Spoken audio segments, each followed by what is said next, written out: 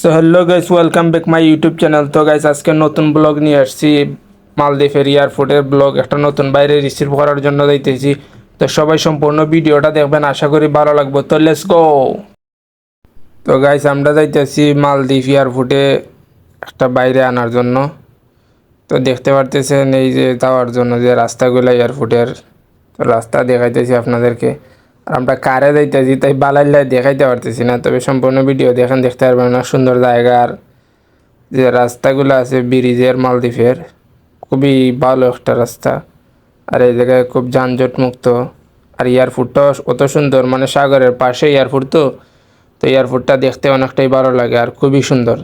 এই যে দেখতেছেন দুই সাইডে দি ব্রিজের সাগর, আর একটা আলাদা একটা অনুভূতি এখানে ফিল হয় যে এত সুন্দর। নীল পানির দেশ মালদ্বীপ, এত সুন্দর শুধু এই পানির কারণে। এত ভালো পানির আর কালারের সব কিছুই মানুষের কাছে একটা প্রিয় দেশ মালদ্বীপ। এসরি অনেক দেশের মানুষই ঘোরার জন্য আসে এই মালদ্বীপের। শুধু যে সাগর পাড়ের যে বিচগুলা আছে, বিচগুলা এত ক্লিন থাকে, আর মনে করেন দেখতেও ভালো লাগে, গোসল করতে অনেক ভালো লাগে। সব মুখেই সুবিধা মালদ্বীপ, যেমন সুন্দর এমন ঘুরতে ফিরতেও সুবিধা। রিস্ক মুক্ত, কোনো সন্ত্রাসী অ্যাটাক বা এরকম কিছু নাই। আর এই দেশের সবচেয়ে সুন্দর যে বিষয়টা হচ্ছে, এই দেশে সব কারের ট্যাক্সি থাকে, সবগুলোই কার থাকে। আমাদের দেশের মতো টমটম, তোমার অটো, এগুলা কোনো কিছু নাই। রিক্সা, ভ্যান, এগুলা কোনো কিছু এই দেশে পাওয়া যায় না। এই যে দেখেন রাস্তার সাইডের পাশে কি সুন্দরভাবে তারা ডিজাইন করে রাখছে, মানে দেখতেও ভালো লাগে। আর যারা আয় এই দেশে ট্রাভেল করার লাগে, তো এই সৌন্দর্যটাই দেখতে আয়, মানে সব মুখেই ক্লিন রাখছে ওরা, আর ডিসিপ্লিন মেনটেন করে চালাইতেছে দেশটারে, তাই জন্য খুবই একটা ফেমাস। তো আমরা এয়ারপোর্টে চলে আইছি। এই যে দেখতেছেন বিমানগুলা দেখা যাইতেছে, অনেক বিমান পার্কিং করে রাখা হয়েছে। এটাই হচ্ছে মালদ্বীপের এয়ারপোর্ট, আর এইটাই হচ্ছে এয়ারপোর্টে ঢোকার রাস্তা। এই যে দেখেন রাস্তার মাঝে কিন্তু ট্রাফিক খুব মেনটেন করে, ট্রাফিক আইন সবাই মাইনা চলতেছে এই দেশে। ট্রাফিক যে লাইট, সিগন্যাল লাইট আছে, এই সিগন্যাল লাইট সবাই মেনে চলা লাগে এই দেশে। এই যে দেখেন বিমানগুলা এই এয়ারপোর্টের ভিতরে রাখা হয়েছে, আর একবারে কাছ থেকে দেখা যায় এই দেশে বিমান। মানে তেমন কড়া নিরাপত্তা নাই আমাদের দেশের মধ্যে। মানে আর এই দেশের মানুষও, মানে বাইরের দেশের যে ট্যুরিস্ট ঘুরতে আয়, এরার উপরে কোনো অ্যাটাক করে না, বা এরার সাথে খুব ভালো ব্যবহার করে। এই জন্য এই দেশে সেফটি পুরা ফিল থাকে। এই সেফটির কারণেই মানুষ এই দেশে বেশি হয়।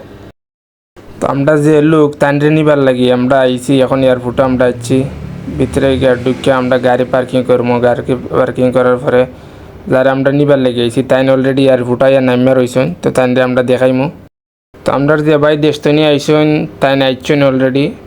তো এই যে দেখতে পারা আমরা গাড়ির মাঝে লাখিজ রাখি দিছি, লাখিজ রাখিয়া তো তাই এখন আইতেছেন ভিতরে। তো আইলে দেখতার ভাই যে ভাই আইসেন। আগে দুটি দাও নাইলে তুমি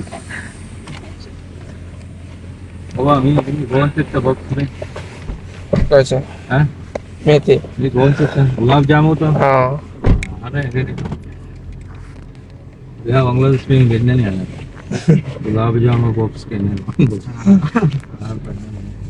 সমস্যা হলো রসমালাই হয়েছিল। রসমালাই খাও না? কটা বাজে ল্যান্ড করছিল? ল্যান্ড করছে 12:35। হ্যাঁ টাইম ঠিক আছে, দেরি করে লাগে কেন? টুরিস্ট আইলে আগে হেরা দিতে লাগে। আমরা চিন্তা করলাম বাদে খরচ কইরি আমরা নামাজ ফিরাইছি। আমরা সালে ওই যে কি ফার্মো কি না দে করতাম। আবার আমার চিন্তা করি কই কিছু কোনো ঝামেলা হয়। আমি কই মনে মনে আল্লাহ আল্লাহ তোমার কিছু জিজ্ঞাসা নিতে না, কিছু জিজ্ঞাসা আর সুযোগের মতো হইছে না, কিছু জিজ্ঞাসা গায় না। লালা ভাই গো লালা বরাবর ভাই গো ই বড় তো হইলে না গো বন্ধ না এই বড় রে অনলাইনে চেক করে লাই। খুশি বড় তো মনে হয় নাই না, এবারে ভাই কি খারাপ। হ্যাঁ এগুলো কি এয়ারপোর্ট লইছে নাকি? তা না না এয়ারপোর্ট না, এগুলো আইছে খাদিকুমারের দিক থেকে। খাদিকুমার দেখতে আসলাম এদিকে পদ্মেশী রাত 12টার সময় মিষ্টির দোকান সবগুলো বন্ধ। সময় তো বন্ধ, তাও রাস্তা দিয়ে আইতে আইতে আবার একটা পাইছি, এটা তেল হয়েছে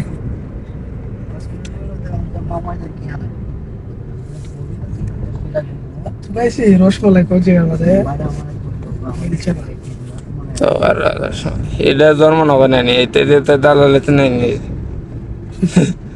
তো ভালো আর মতো তো বের না।